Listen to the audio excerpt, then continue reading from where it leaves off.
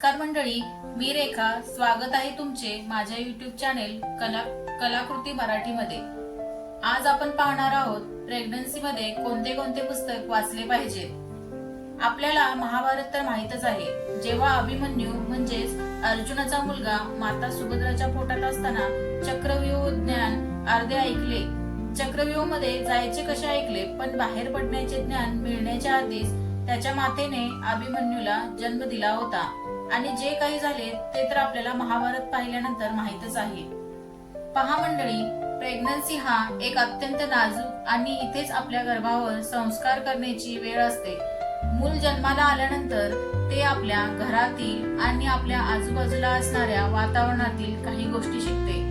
पण पोटात असताना पहिले 3 महिने गर्भाला पूर्ण तयार व्हायला लागतात.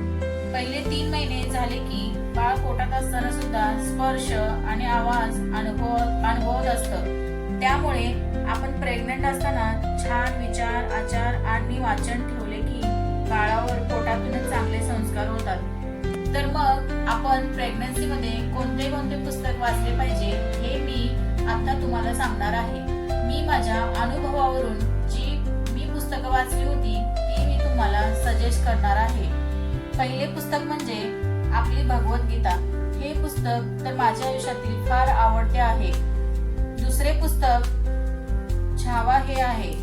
आपले आराध्य दैवत छत्रपती शिवाजी महाराज आणि त्यांचा छावा छत्रपती संभाजी महाराज कसे घडले हे आपण कधीच विसरू शकणार नाही.